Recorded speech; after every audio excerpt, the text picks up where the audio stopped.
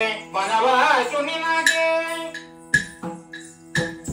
ಅವನರಿಯ ಮೇಲೆ ಮನವಾಯ್ತು ನಿನಗೆ ಈ ವಿಧಿ ನಗಲೆಗೆ ಕಾಲ ಬೆಳನಗೆ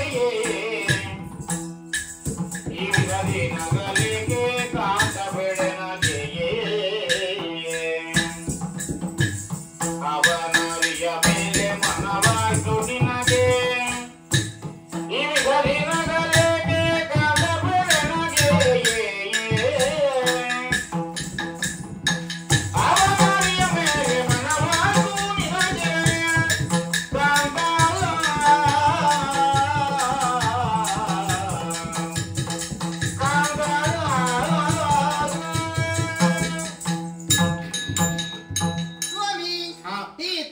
ಸಭೆಯ ಮಧ್ಯದಲ್ಲಿದ್ದಂತ ತಾವು ಯಾವುದೊಂದು ಕಡೆಗೆ ನೋಡಿ ಮಗಳು ನಗುತ್ತಾ ಇರುವಿರಲ್ಲ, ಆ ನಗೆಯೆಂಬುದಾಗಿ ಭಾವಿಸಿ ಆ ಸಭೆಯಿಂದಲೇ ಓಡಾಡಿಕೊಂಡು ಬಂದವಳೆ ಸತ್ಯಭಾಮೆ ಈ ನಗಿನ ವಿಚಾರ ಕೇಳಬೇಕು, ಹೇಳುವಿರಾ?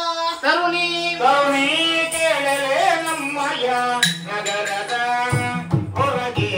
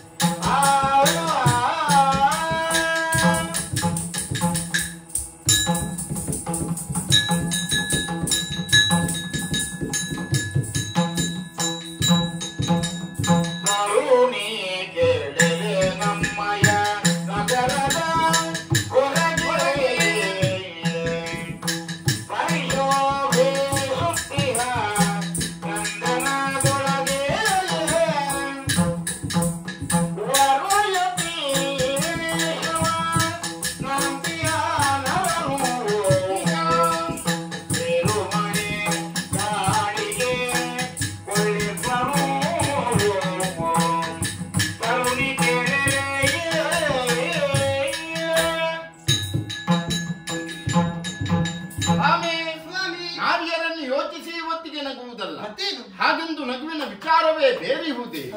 ನಮ್ಮ ಉಪವನದ ಹೊರಗೆಮ್ಮೆ ನೋಡಂತೆ ಯತಿಯ ವೇಷವನ್ನ ತಿಂದು ಪಾರ್ಥ ಕುಳಿತಿದ್ದಾನೆ. ಅಣ್ಣನಾದಂತಹ ಬಲಭದ್ರ ದೇವ ನನ್ನ ತಂಗಿಯನ್ನು ಕೌರವನಿಗೆ ಕೊಟ್ಟು ಮದುವೆ ಮಾಡಬೇಕೆಂಬುದಾಗಿ ಡಂಗುರವನ್ನು ಸಾರಿದ್ದಾರೆ.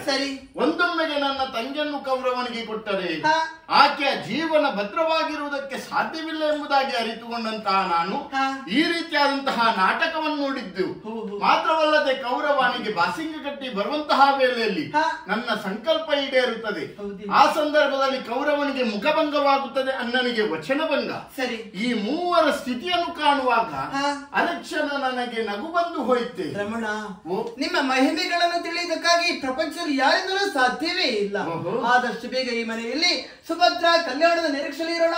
ಆಗಲಿ ವೆಂಕಟರಮಣನೆ ಬಾರು